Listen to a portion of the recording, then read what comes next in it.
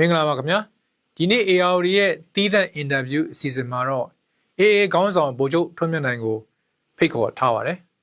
မကြာသေးခင်ကဘူးသီးတောင်မောင်တော်ဒေသကိုရခိုင်ပြည်ကိုပြန်လည်သွားရောက်ခဲ့တဲ့ဗိုလ်ချုပ်ထွန်းမြတ်နိုင်ရဲ့တရင်ဟာလည်းအားလုံးကစိတ်ဝင်စားနေကြတာဖြစ်ပါတယ်ဒီတစ်ပတ်မှာတော့ရခိုင်ပြည်နယ်ရဲ့အခြေအနေတွေအာရကန်အာမီ AA ရဲ့နိုင်ငံရေးစစ်ရေးအနေအထားရခိုင်ပြည်သူပြည်သားတွေကြုံတွေ့နေရတဲ့စိန်ခေါ်မှုတွေရခိုင်ပြည်ကရိုဟင်ဂျာမွတ်စလင်တွေရဲ့နောက်ဆုံးအခြေအနေတွေအပြင်မြန်မာနိုင်ငံရဲ့နိုင်ငံရေးတော်လှန်ရေးအခြေအနေအင်းချင်းနိုင်ငံတွေနဲ့ဆက်ဆံရေးတွေကိုလည်းဒီအင်တာဗျူးမှာဆွေးနွေးမေးမြန်းမှုစီစဉ်ထားပါတယ်။ AR သတင်းဌာနကိုအင်တာဗျူးဖြေကြားပေးမဲ့ဗိုလ်ချုပ်ထွန်းမြတ်နိုင်ကိုလည်းကျေးဇူးတင်ကြောင်းပထမဆုံးပြောလိုပါတယ်။မင်္ဂလာပါဗိုလ်ချုပ်ထွန်းမြတ်နိုင် Good morning ပါGood morning ပါကွန်စော AR ကိုအခုလိုတီးသန့်အင်တာဗျူးပေးတဲ့အတွက်ကျေးဇူးတင်ပါတယ်။ထိုင်တဲ့ဆိုင်ပြီးခဲ့တဲ့နှစ်ဒီအချိန်ဒီကာလမှာပဲကျွန်တော်တို့အင်တာဗျူးလုပ်ခဲ့တာရှိပါတယ်။ဒီနှစ်မှာလည်းကျွန်တော်ထပ်ပြီးတွေ့တာပေါ့လေ။ဒါပေမဲ့ဒီနှစ်မှာထူးခြားတာပါလဲဆိုတော့မကြသေးခင်ကပဲဒီရခိုင်ပြည်နယ်ပတ်သက်တဲ့သတင်းတွေကျွန်တော်တို့အများကြီးဖတ်ရတယ်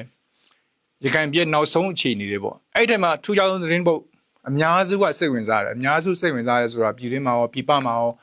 နိုင်ငံတကာတန်တမန်တွေအဆက်စိတ်ဝင်စားတဲ့သတင်းကတော့ဗိုလ်ချုပ်ထွန်းမြတ်နိုင်ကိုယ်တိုင်ရခိုင်ပြည်သွားခဲ့တယ်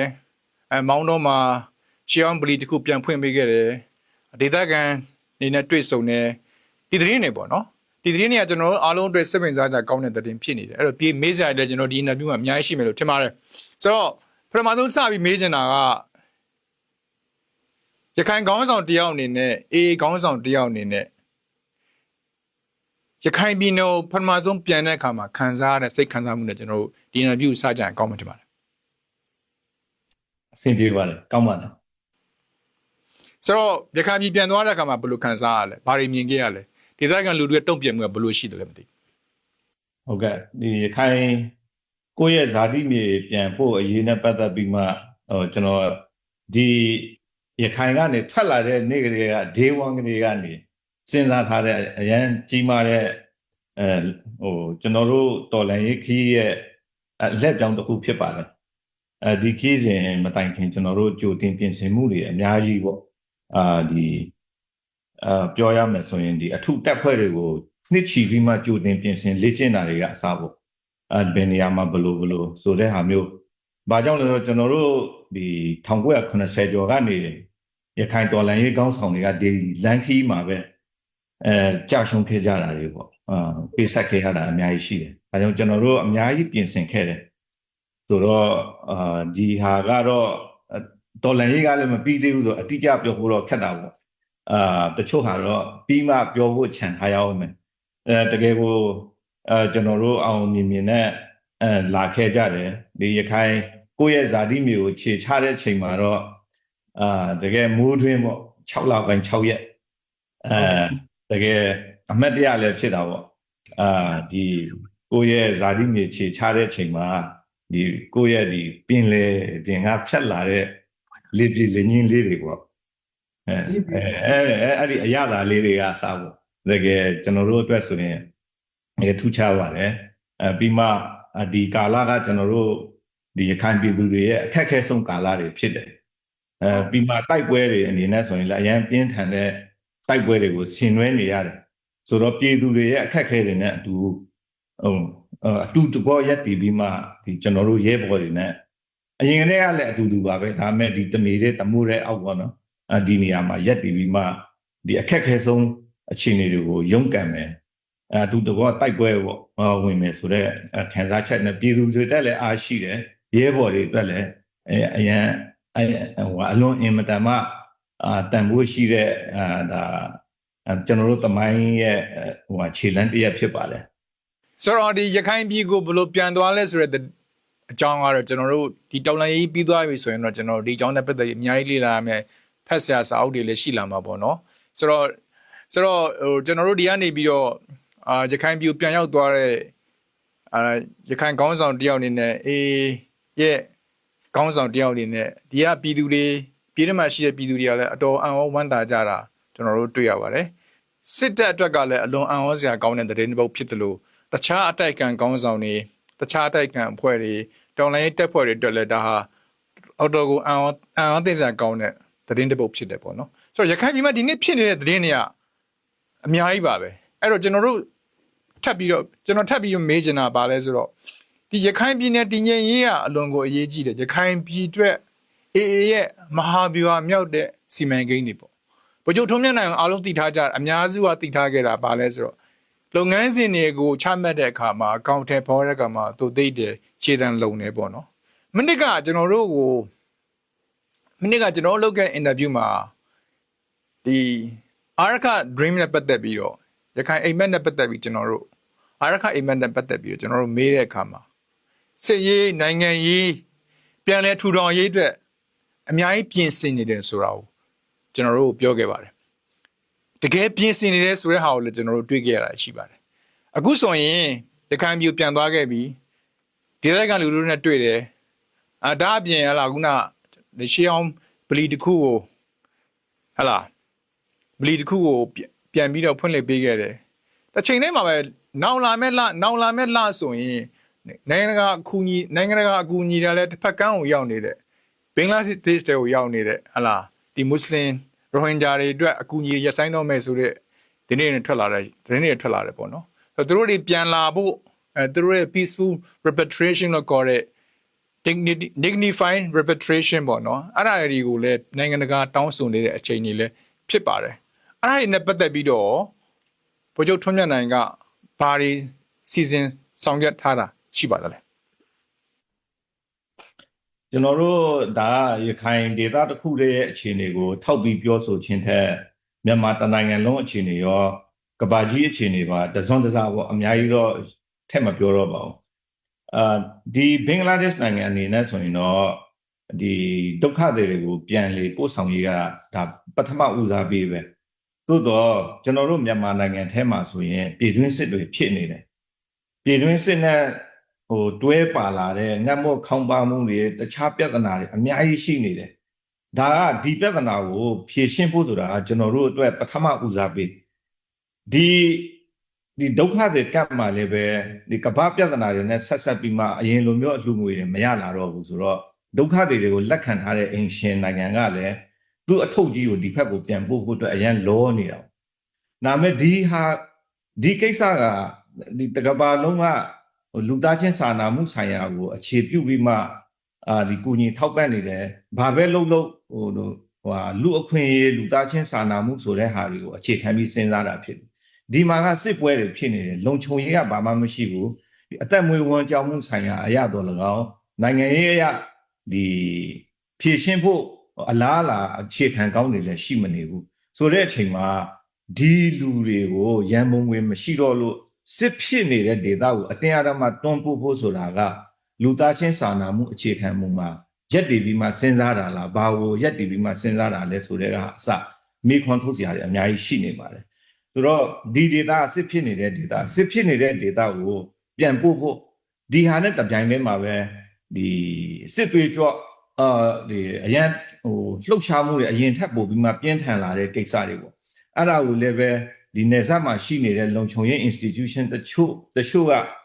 ဒီမြောက်ပေးလုံစော်ကူညီအတုံးချနေတာတွေလည်းရှိတယ်ကျွန်တော်တို့မှာကရန်သူတွေလည်းတဖြည်းဖြည်းနဲ့ရန်သူဆိုတာထက်စိန်ခေါ်မှုကပုံများပါတယ်တခြားဒေသတွေနဲ့စာမယ်ဆိုတော့ခုနကအောင်ဆိုမေးခဲ့တဲ့အထက်မှာကျွန်တော်တို့ရဲ့ strategy တွေကိုအကောင့်ထဲပေါ်မှုမှာလည်းတူတိတ်နဲ့လုပ်တယ်စနစ်တကျလုပ်တယ်ဆိုတာကလည်းဒါကတော့ဒါမျိုးမလုပ်လို့လည်းမရပါဘူးကျွန်တော်တို့မှာအရင်အမြစ်တွေကအကန့်အသတ်တွေအများကြီးရှိတယ်ဒီ PCR အထောက်အပံ့လူအစရှိသဖြင့်ပေါ့အဲ့ဒါတွေကိုတူတိတ်နဲ့ဖြည်းချင်းအရန်ကိုပင်ပန်းခံပြီးမှဒီပြောတင်းတာကို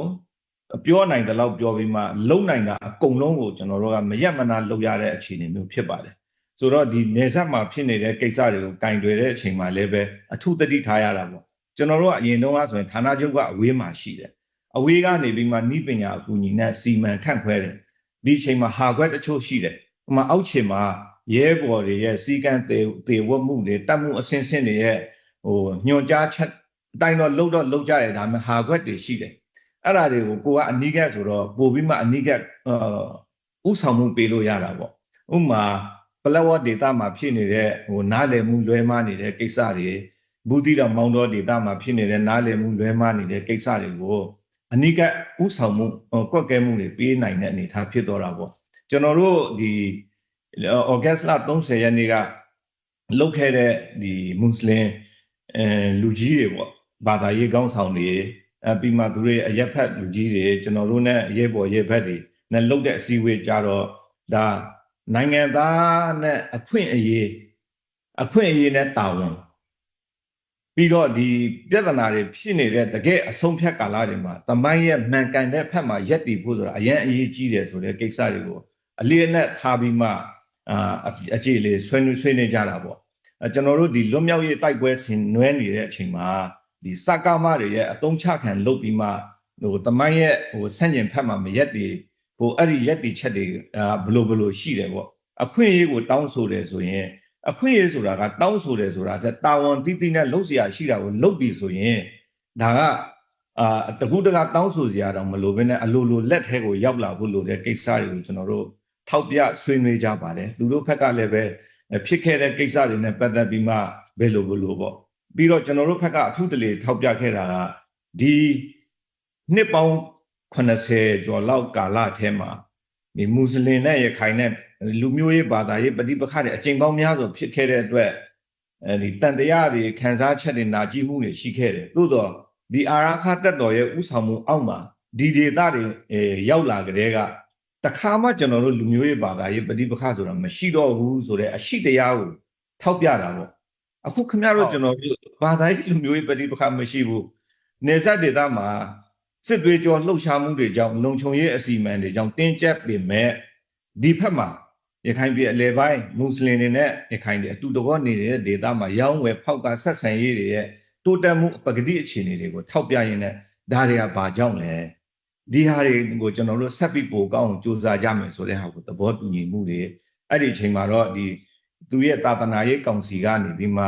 ဘာသာရေးဝတ်ပြုမှုနဲ့ပတ်သက်ပြီးမှပြောဆိုကြတဲ့အချိန်မှာဒါဒီဗလီကြီးကိစ္စကပေါ်လာပါတယ်ပေါ်လာတော့ဟာဒါကတော့သူတို့ရဲ့နိုင်ငံသားကျွန်တော်တို့ကဒီလူမျိုးစုတစ်ခုရဲ့အခွင့်အရေးဆိုတာတဲ့နိုင်ငံသားတယောက်ချင်းစီမှာ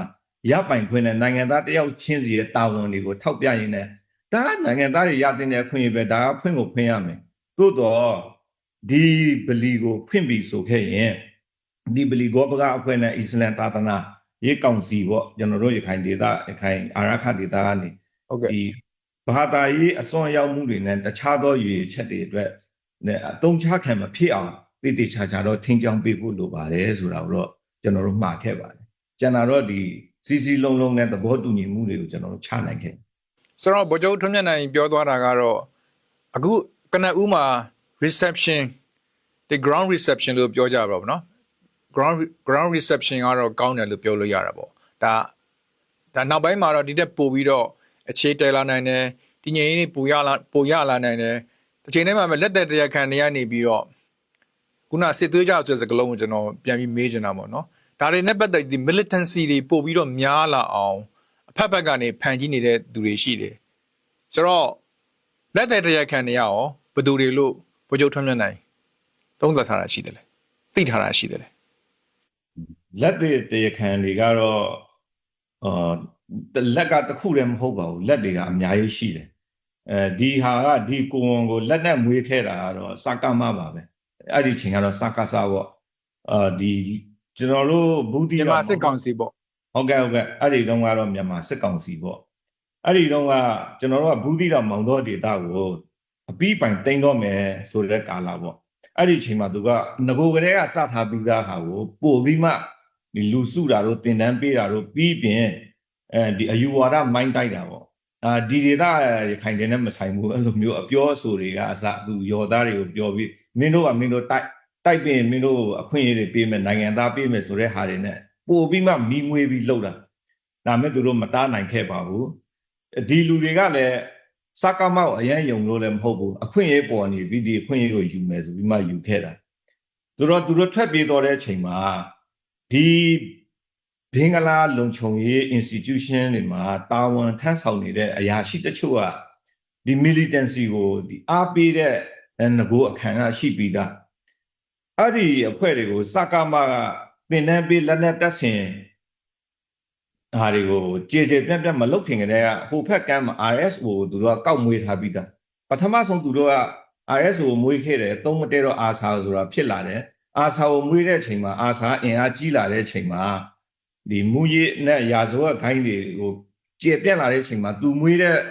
မိကိုသူဖော်တဲ့ဆေးကိုသူမစားနိုင်တော့ဘူးဆိုတော့သူက ARSA ကိုအရေးယူဖို့အနေထားဖြစ်လာတယ်ဆိုတော့ ARSA ကောင်းဆောင်ပိုင်းကိုအရေးယူလိုက်တယ်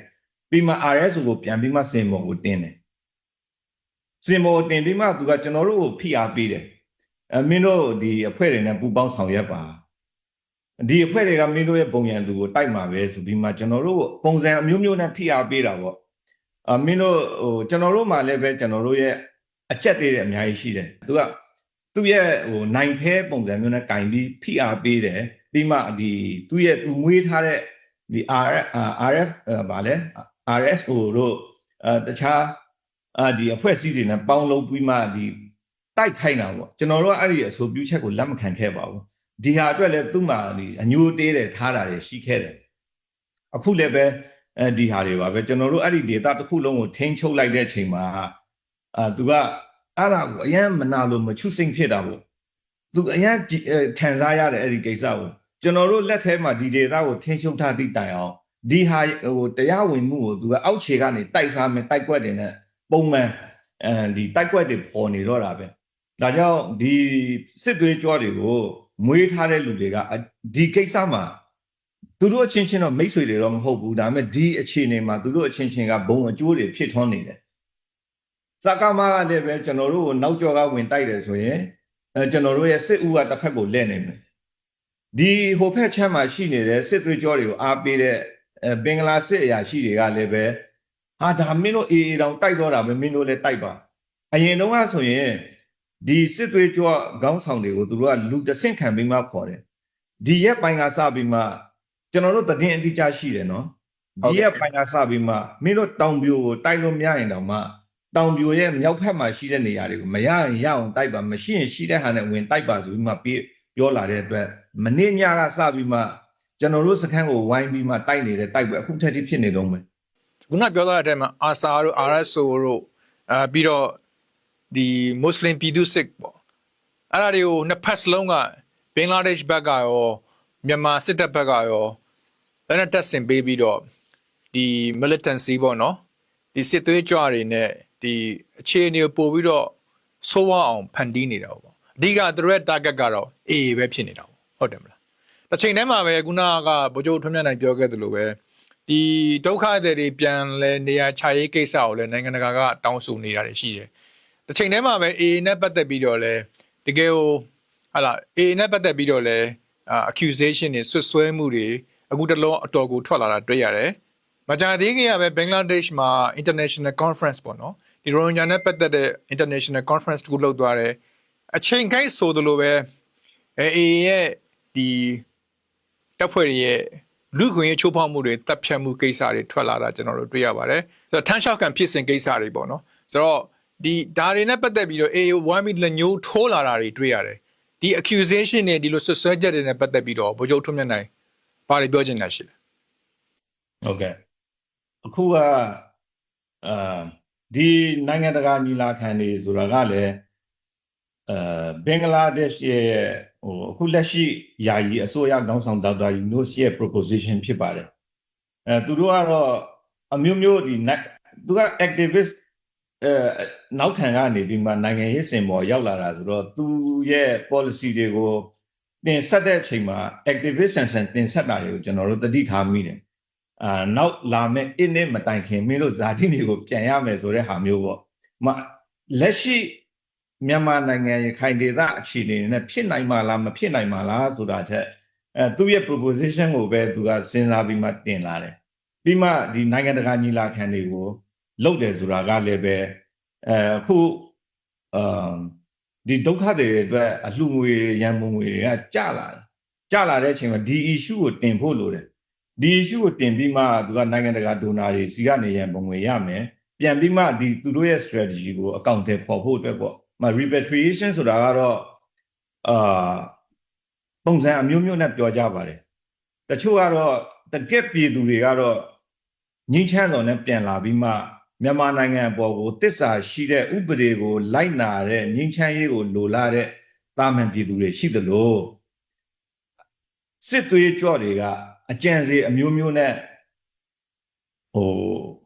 နိုင်ငံတကာရဲ့ဂျားဝင်မှုနဲ့ဒီအာတုပီပေါ့သူတို့ရဲ့တိကျအစီအစဉ်တွေကိုအကောင့်ထဲပေါ်ဖို့အတွက်အစီအစဉ်ကအဓိကဖြစ်တယ်ဒီနေရာမှာဒီဥရောပနိုင်ငံတွေမှာအခြေပြုထားတဲ့ diaspora community လို့ခေါ်တဲ့ပုံကိုယ်တွေပေါ့အဲ့ဒီပုံကိုယ်တွေက ကိုကျိုးထွန်းမြတ်နိုင်ပြောတာကအဲ့ဒီဥရောပမှာအခြေပြု diaspora ဆိုတာက Rohingya Muslim campaign အုပ်စုလို့ပြောတာလား အဲ့ဒီပုံကိုယ်တွေကိုရည်ညွှန်းပြောကြားခြင်းဖြစ်ပါတယ်အဲ့ဒီပုံကိုယ်တွေကတကယ်ကactivist လိုမျိုးလူအခွင့်အရေး civil right ခေါင်းစဉ်တွေမျက်နှာဖုံးတွေအမျိုးမျိုးတတ်ထားပေမဲ့တကယ်နောက်ွယ်မှာက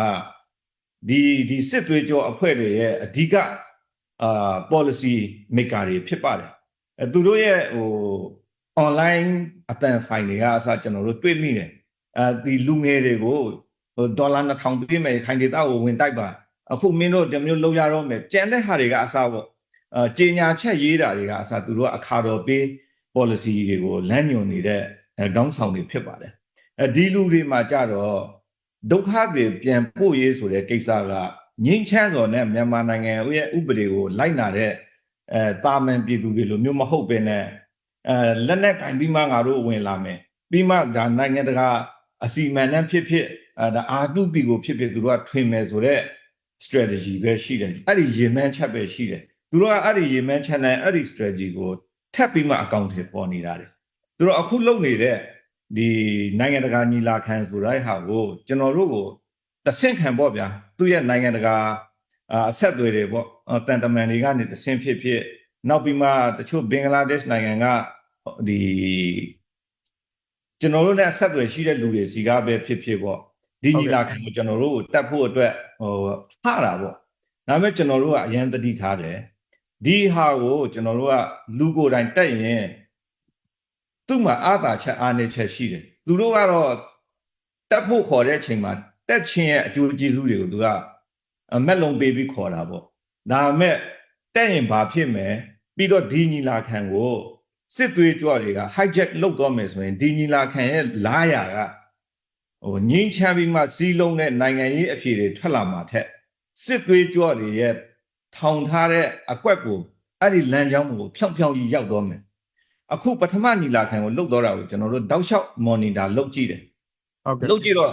သူတို့ကတော့သူတို့မှလည်းဒုက္ခတွေရှိပါတယ်အဲ့ဒီဒုက္ခတွေကိုပြောရင်းနဲ့သူတို့ကဒီနိုင်ငံတကာဒီဒိုနာတွေကနေရန်ပုံငွေရရှိရေးအတွက်ဒီသူတို့ရဲ့ဟာပေါ့အခက်အခဲတွေကိုတင်ပြရင်းနဲ့ဒီဖက်မှာဖြစ်နေတဲ့ပြဿနာတွေကိုပုံကြီးဒီအစမတန်ပုံကြီးချက်ပြီးမှဒီကျွန်တော်တို့ကိုအပြစ်ဖို့တာပေါ့ဒါကလည်းဘာကြောင့်လဲဆိုတော့သူတို့ကဒုက္ခတွေတကယ်ကြီးမားတဲ့ဒုက္ခရောက်နေပါတယ်ဆိုပြီးမှဒီဘယ်လိုပြောမလဲ media narrative international headline တွေကိုဖန်တီးပြီးမှဒိုနာတွေကိုဆွဲတဲ့အကွက်ပါပဲရန်ပုံငွေလည်းလိုနေတယ်ကွာပြီးမှဒီညီလာခံမှာသူတို့ဟာလူမျိုးတုံးအသက်ခံနေရပါတယ်သူတို့အပြောပေါ့နော်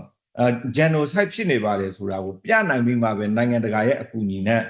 ဒီဆုံးဖြတ်ချက်တွေကပြပြင်းဖြစ်လာမှာပေါ့ဒါကိုမပြောနိုင်ဘူးဆိုရင်ဒါကသူ့အတွက်အဆင်မပြေဘူးဒါကြောင့်ကျွန်တော်တို့ဒီထိန်းချုပ်ထားတဲ့အချိန်မှာဒီ data မှာဖြစ်နေတဲ့မှာတာမန်မှုတွေရှိမယ်ဒါမှမဟုတ်ရင်လည်းတိုက်ပွဲဖြစ်ခဲ့တဲ့နေရာမှာအယိုးစုတို့ဥကောင်းခွန်လို့ဆိုတာနေရာတိုင်းမှာရှိတာပဲလူတွေထောင်ချီပြီးမှတိုက်ပွဲကြီးတွေဖြစ်တာအဲ့ဒီ data မှာအဲ့ဒါတွေကိုကြည့်ပြီးမှသူကဘယ်လိုပြောမလဲ alternative fact တွေပေါ့ဘယ်လိုပြောမလဲဒီသူ့ရဲ့အခြေအနေတွေကို manipulate လုပ်ပြီးမှသူလိုချင်တဲ့ပုံစံနဲ့ present လုပ်တာပေါ့narrative ကိုပြောင်းပြီးပြောတဲ့ပုံစံနဲ့ပြောချင်တာလားဟုတ်ကဲ့အဲ့ဒီလိုမျိုးတင်ဆက်တာပေါ့ဒီထမ်းလျှောက်ခံကိစ္စဆိုရင်လည်းပဲဒါထင်ရှားနေတဲ့ကိစ္စပါပဲဟုတ်ကဲ့ကျွန်တော်အဲ့ဒါကိုအဓိကထားပြီးသိချင်တာထမ်းလျှောက်ခံတဲ့ကိစ္စနဲ့ပတ်သက်လာရင်ဘက်ကနေကျူးလွန်ခဲ့တဲ့လူခွင့်ချိုးဖောက်မှုတွေသူတက်ခဲ့တဲ့ကိစ္စနဲ့ပတ်သက်ပြီးကျွန်တော်တို့ဒီမီဒီယာတွေမှာအများကြီးရေးသားဖော်ပြခဲ့တာတွေ့ပါတယ်ကျွန်တော်တို့ကိုယ်တိုင်ဒီသတင်းနဲ့ပတ်သက်ပြီးရေးသားခဲ့ပါတယ်ဒါနဲ့ပတ်သက်ပြီးအဓိကထားပြီးပြောစေချင်ပါတယ်ဟုတ်ကဲ့ကျေးဇူး အဲ့ဒီထမ်းလျှောက်ခံကိစ္စကလည်းလူ900ကျော်လောက်နေတဲ့ရော်တရောအခုကလူ800လောက်ရှိသေးတယ်အရင်ဥက္ကဋ္ဌအုပ်ချုပ်ရေးမှူးဟောင်းလည်းရှိနေတော့ပဲကျွန်တော်တို့ကထမ်းလျှောက်ခံရော်တစ်ဆိုတဲ့နေရာကိုချထားပေးထားတယ်အဲ့ဒီဒေသမှာအဲ့ဒီရော်မှာလည်းပဲအရင်ဥက္ကဋ္ဌလည်းရှိနေတော့ပဲအရင်ဘာသာရေးလူကြီးတွေလည်းရှိနေတော့ပဲအတင်းအဓမ္မဖိအားပေးတယ်လို့ပြောသည့်တိုင်အောင်လူ900ကျော်ရှိတဲ့ရော်မှာလူ800ကျန်သေးတယ်ကွာအဲ့ဒီလူတွေကတယောက်ယောက်တော့သူတို့ပြောလို့ရမှာပဲလားမှန်တရားကိုအခုကတရော်လုံးလည်းရှိတယ်အုပ်ချုပ်ရေးမှူးဟောင်းလည်းရှိတယ်အဲ့ဒီလူပဲအုပ်ချုပ်နေတော့မဲ့သူတို့ပြောတဲ့လူ600ဆိုရင်လူ200လောက်ပဲကြံရမယ်လေနော်ထွက်ပြေးတော့တဲ့လူကနေပြီးမှဒီဟာရော်သားတွေတခုတည်းမဟုတ်ဘူးအဲ့ဒီတိုက်ပွဲမှာပါခဲ့တဲ့ပါခဲ့တဲ့တမမှုဒုတမမှုအစင်ကနေအစင်ပြီးမှအဲ့ဒီစကားစတက်ရဲ့မိသားစုဝင်တွေအကုန်လုံးကျွန်တော်တို့မှာတက်တဲ့အနေနဲ့ရှိနေတော့ပဲအဲ့ဒီဖြစ်စဉ်တွေမှာလည်းအယိုးစုတစ်ခုကိုဓာတ်ပုံရိုက်လိုက်တော့အဲ့ဒီအယိုးစုကိုဆွဲထုတ်လိုက်တဲ့အချိန်မှာစစ်ဖက်နှက်ကြီးတွေနဲ့တန်ခမောက်ကြီးတွေနဲ့ဆောင်းပြီးပါလာတာကိုသူကအလော30နဲ့သူ့ရဲ့ narrative ကို foundation စိတ်နဲ့ပေါ့လေဇောနဲ့လုတ်လိုက်တော့အမှန်တရားတွေကဒီမှာတက်သေးတွေကိုယ်တိုင်သူလုတ်တဲ့အလုပ်မှာကိုယ်တိုင်တက်သေးတွေကပြနေတယ်သူပြောတဲ့အပြောမှာကိုယ်တိုင်ကသူတို့ပြောတဲ့ဆွတ်ချက်တွေပေါ့2024မေလ2ရက်နေ့မှာအကုန်လုံးကိုတက်လိုက်ပါတယ်လို့သူပြောနေတဲ့အချိန်မှာစကားစားတက်တွေကအဲ့ဒီရောကိုဆုတ်ခွာလာတဲ့နေ့ပဲအဲ့ဒီနေ့မှာတိုက်ပွဲလည်းမဖြစ်သေးဘူးအဲ့ဒီနေ့မှာကျွန်တော်တို့ကမွတ်စလင်ဘာသာရေးခေါင်းဆောင်တွေနဲ့တခြားရောဖက်ကနေလောင်စပီကာနဲ့ရောသားတွေကိုရွှေ့ပြောင်းဖို့ထွက်လာဖို့မိုက်တွေနဲ့អော်နေတဲ့အချိန်ပဲဖြစ်တယ်ဆိုတော့သူပြောတဲ့နေ့စွေးတွေကလည်းဟိုရောက်ဒီရောက်နဲ့ပေါ့နိုင်ငံတကာမီဒီယာတွေမှာအဲ့လိုမျိုးပြောနေတာတွေကိုကျွန်တော်တို့သတိထားမိတယ်ဒါကြောင့်ဒီထမ်းလျှောက်ခံကိစ္စကတော့တစ်ဖက်ကလည်းကျွန်တော်တို့ဒီလိုမျိုးတက်တွေအထောက်ထားမရှိဘဲနဲ့ရှိပါတယ်ဆိုမှဘာမှမပြနိုင်တဲ့ဟာတွေကိုပြောပြီးမှမျက်လက်ဆရာလိုမျိုးလုပ်နေတာကိုကျွန်တော်တို့တစ်ဖက်ကလည်းသဘောကျတယ်။ဘာကြောင့်လဲဆိုတော့သူကဒါမျိုးမဟုတ်ကပြောတာကိုကျွန်တော်တို့ကတက်တည်ပြနိုင်တယ်ဆိုရင်ရေရှည်မှာသူများတွေကလည်းသူတို့ရဲ့ဒီပုံပြင်တွေကိုတန်တရားပို့ကြီးလာမှာပေါ့။အရင်ဖြစ်စဉ်တွေမှာလည်းရှိဖို့ပါတယ်။တခြားနိုင်ငံကလူတွေအလောင်းတွေကိုပြပြီးမှဒီရခိုင်ဒေသမှာဖြစ်ခဲ့ပါတယ်ဆိုပြီးမှလိန်လေဝါဒဖြန့်တဲ့ကိစ္စတွေလည်းအရင်လည်းရှိဖို့တယ်အခုကိစ္စမှာလည်းပဲအမှန်တရားကဒီထက်ပိုပြီးထင်ရှားလာရင်ဒါတစ်ဖက်ကလည်းဒီအခက်ခဲကြားကကောင်းမွန်တဲ့အဖြေလည်းပေါ်လာနိုင်ပါတယ်ဟုတ်ကဲ့ဒါပေမဲ့နိုင်ငံတကာမီဒီယာမှာတော့ဒီကိစ္စနဲ့ပတ်သက်လာရင်အရင်ဖြစ်ခဲ့တဲ့ကိစ္စနဲ့ပတ်သက်လာရင်အေးပေါ်မှာရောမြန်မာစစ်တပ်ပေါ်မှာရောဒီနိုင်ငံကမီဒီယာကမြင်တဲ့အမြင်ရေးတဲ့ narrative ကရှိတာပေါ့နော်ဆိုတော့ကျွန်တော်ထပ်ပြီးမေးချင်တာပါလဲဆိုတော့ဒီရခိုင်ပြည်မှာဒီမွတ်စလင်ရိုဟင်ဂျာတွေပေါ်မှာအေးကနေပြီးတော့ဟလာလူခွင့်ချိုးဖောက်ခဲ့တာတွေရှိပါတယ်အဲ့ evidence လည်းရှိခဲ့ပါတယ်အရင်တော့ဆိုရင်လည်းပြီးတော့ဒီနှစ်ခုကြားမှာရှိတဲ့ဖိပက္ခတွေကလည်းဟလာအများကြီးရှိနေတာကျွန်တော်တို့တွေ့ရတယ်ဒါတွေနဲ့ပတ်သက်ပြီးဘယ်လိုဖြေရှင်းမလဲ AAS strategy ကပါလဲဆိုတာမျိုးကိုလည်းကျွန်တော်အပြင်တခြားသတင်းတောက်တွေရောသတင်းစာဆရာတွေရောနောက်ပြီးတော့ဒီကျွန်တော်တို့ရဲ့ပြည်သက်ကရောသိချင်တာတွေရှိပါတယ်ဆိုတော့ဒီသူတို့အားလုံးရဲ့ကိုယ်စားကျွန်တော်ဒီမေးခွန်းမေးတာပါအဲ့တော့ဗိုလ်ချုပ်ထွန်းမြတ်နိုင်ကဒီကိစ္စတွေနဲ့ပတ်သက်ရင်ဘယ်လိုဖြေရှင်းဖို့စီစဉ်နေလဲAAကဒီကိစ္စနဲ့ပတ်သက်ပြီးဘာတွေဖြေရှင်းဖို့စီစဉ်ထားလဲ reconciliation ဘယ်လိုတိဆောက်ကြမလဲဟုတ်ကဲ့ကျွန်တော်တို့ဒီကာလကစစ်ကာလဖြစ်တယ်စစ်ကာလဆိုတော့ဒီခိုင်ဒေတာကိုစကားကရေချောင်းရောလေချောင်းရောကုန်းချောင်းရောအကုန်လုံးအဖက်ဖက်ကပိတ်ဆို့ထားတယ်အခုဆိုရင်တောက်လျှောက်ပိတ်ဆို့ထားတာ4နှစ်ကျော်လာပြီဒီပိတ်ဆို့မှုတွေမစတင်ခင်10နှစ်တွေကလည်းခိုင်ဒေတာကိုအမျိုးမျိုးနဲ့ပိတ်ဆို့ထားခဲ့တယ်ကိုဗစ်ကာလမှာလည်းပိတ်ဆို့ထားတယ်ကိုဗစ်ကာလမတိုင်ခင်လည်းကျွန်တော်တို့တိုက်ပွဲတွေကြားမှာပြည်သူတွေတကယ်ဆင်းရဲဒုက္ခတွေနဲ့ကြုံခဲ့ရတယ်ဒီအချိန်မျိုးမှာပြည်သူတွေကအရန်ခက်ခဲတယ်မြန်မာနိုင်ငံရဲ့အခက်ခဲဆုံးပြည်သူတွေဆိုရင်ရခိုင်ဒေသလိုဖြစ်လိမ့်မယ်ဟုတ်ကဲ့ဆိုတော့ဒီခက်ခဲမှုတွေကြားမှာ ပြည်သူတွေကအပြင်ကိုထွက်ပြေးကြတာတွေရှိတယ်ရန်ကုန်မှာလည်းကျွန်တော်တို့ရခိုင်တွေအများကြီးပဲတခြားဒေသတွေမှာလည်းအများကြီးပဲထွက်ပြေးလာကြတာဆိုတော့ဒီနေဆက်ဒေသမှာရှိတဲ့မွတ်စလင် community လည်းဒီအကြက်တဲ့တွေကြောင့်ထွက်ပြေးရတာပါပဲပြီးတော့ဒီစစ်ပွဲကာလရဲ့ရှုပ်ထွေးမှုတွေကတော်တော်လေးကိုများပါတယ်တစ်ဖက်ကအသုံးချပြီးမှပြဿနာတွေနဲ့ထောင်လျှောက်ဆင်အဲ့ဒီကြားထဲမှာဒီလူအခွင့်အရေးကိုဘယ်တစ်ခုပဲမြင်တဲ့လူတွေကတော့ဘယ်အရာပဲဖြစ်ဖြစ်လူအခွင့်အရေးပဲဥပမာအမျိုးသမီးအခွင့်အရေးကိုပြောတဲ့လူတွေဆိုရင်လည်းပဲအမနှုတ်ဆက်လို့ပေါ့လေအမဝတ်လာတယ်နော်လို့တော့မပြောရဲတော့ဘူးဝတ်လာတယ်လို့ပြောလိုက်တာနဲ့ body shaming လုပ်ပြီးမှအဲ့လိုမျိုးပြောခံဘူးတယ်လေဒါကြောင့်စိုးရိမ်နေရတယ်ကိုကပဋိသင်တွေကစကားတခွန်းတောင်မှသူ့ရဲ့ပြည်ရတဲ့ဆိုရင်အပြစ်မလွတ်ဘူးဖြစ်နေတာပေါ့ကျွန်တော်တို့ဒီလိုမျိုးစစ်ပွဲတွေကြားမှာလူအခွင့်အရေးသမားတွေကတောက်ထောက်ပြီးမှနိုင်ငံတကာသူတို့မှလည်းဒီအစွဲကရှိပြီးသားဒီလူရဲ့ယူဆချက်ဆိုတာကသူ့ရဲ့ဝါဒဖြန့်တဲ့လူကဖြန့်ထားတယ်အဲ့ဒီဝါဒဖြန့်တဲ့ဟာကတစ်ခါနှစ်ခါလောက်အမှန်ဆိုပြီးမှတိုက်ဆိုင်မှုတယ်ဆိုရင်နောက်အခု80လောက်မမှန်ရင်လည်းပဲသူကဒီစွတ်စွဲချက်နဲ့ဒါသူကယူဆမှာပဲကျွန်တော်တို့ကနိုင်ငံတကာမီဒီယာမှာလည်းပဲဒီတစ်ဖက်သက်ပုံဖော်ခံရတဲ့ဟာတွေများပါတယ်ရခိုင်ဒေသမှာဒီနိုင်ငံတကာ narrative တွေအရာပေါ့လေဒီ Muslim community က genocide ခံရတဲ့တားကောင်တွေပါဆိုတဲ့ဟာကအရင်လွန်မိုးတယ်တကယ်ဘူးတီတောင်မောင်းတော့နေဆက်ဒေသမှာ genocide ခံရတာက non Muslim တွေကများပါတယ်တကယ်ဒါအရှိတရားပဲ non Muslim ဆိုတာက non Muslim ဆိုတာ Muslim မကိုယ်ရတဲ့ Hindu ကိုပါဝင်ပေါ့ကွာChristian တွေလည်းရှိမယ်နော်ပြီးမှဒီ Buddhist တွေရှိမယ်ကွာဘာမှမရှိတဲ့လူမျိုးစုတွေပေါ့ तू က 0.4 လောက်ပဲရှိတယ်လေရာခိုင်နှုန်းက4ရာခိုင်နှုန်း 0.4 တော့မဟုတ်ဘူး4ရာခိုင်နှုန်းလောက်ပဲရှိတယ် population ကပြောတာပေါ့ဟုတ်ကဲ့အရင်တော့ကတော့ 10% လောက်ရှိတယ်အခုကတဖြည်းဖြည်းလုံးပါပြီးမှမနေရတော့ဘူးထွက်ပြေးတော့တယ်တချို့ဆိုရင်လည်းအသက်ခံရတယ်ဥပမာဆိုရင်ဒီရက်ပိုင်းမှာဒီစစ်သွေးကြောတွေကိုဒီပင်္ဂလာအာနာပိုင်တွေကအစည်းအဝေးခေါ်တယ်လွန်ခဲ့တဲ့ရက်ပိုင်းကပြီးမှမင်းတို့ရှိတာနဲ့ဝင်ရမယ်ဆိုပြီးမှဖိအားပေးပြီးမှအသင်းတွန်းပြီးမှသွင်းတာမင်းညာကဆိုတိုက်ပွဲဖြစ်တယ်အခုလည်းဖြစ်နေတော့မယ်ဟုတ်ကဲ့အခုလည်းဖြစ်နေတော့မယ်သူတို့အဖွဲ့တွေဝင်လာပြီဆိုတာနဲ့နေဆက်မှာတွေ့တဲ့လူတွေကိုသူတက်လိုက်ပြီအလောင်းတွေကိုသူကလူတွေကိုတက်လိုက်ပြီဆိုရင် AA uniform ဝတ်တယ်ဒါမှမဟုတ်ရင် equipment တွေပါတယ်ဝတ်ပြီးမှ AA နဲ့တိုက်ပွဲဖြစ်တယ်ဆိုပြီးမီဒီယာမှာတင်ပြီအဲ့ဒါဆိုသူအရက်သားတွေကိုသူတက်ထားလိုက်ပြီဒါမျိုးတွေကိုကျွန်တော်တို့ကနားလည်ဖို့လိုတယ်ဆိုတော့ဒီကျွန်တော်တို့ကကာတာရဲ့အလှငွေလည်းမရှိဘူး Al Jazeera လိုမျိုးကျွန်တော်တို့ရဲ့narrative တွေကိုတင်ပြပေးမဲ့မီဒီယာအဆင့်လည်းမရှိဘူးလေအခုလည်းပဲဒီမီဒီယာတွေဒီရန်ပုံငွေတွေကနေပြီးမှတိမ်မွေ့စော်နဲ့ပဲကျွန်တော်တို့ကိုဘယ်လိုပြောမလဲ legal harassment လို့ပြောမလား legal intimidation ပေါ့ lawfare ပေါ့ဥပဒေနဲ့ထိုးစစ်ဆင်တာပေါ့ဗျာအဲ့ဒါတွေနဲ့အနောက်ရှက်ပေးတာပေါ့တစ်ဖက်ကလည်းပဲဒီလူအခွင့်အရေးဆိုတဲ့ဟာတွေနဲ့ကျွန်တော်တို့ကိုတိုက်ကွက်ပေါ်သလိုစစ်သွေးကြောတွေကိုလည်းမြောက်ပေးတင်တန်းပေးထောက်ပံ့ပြီးမှ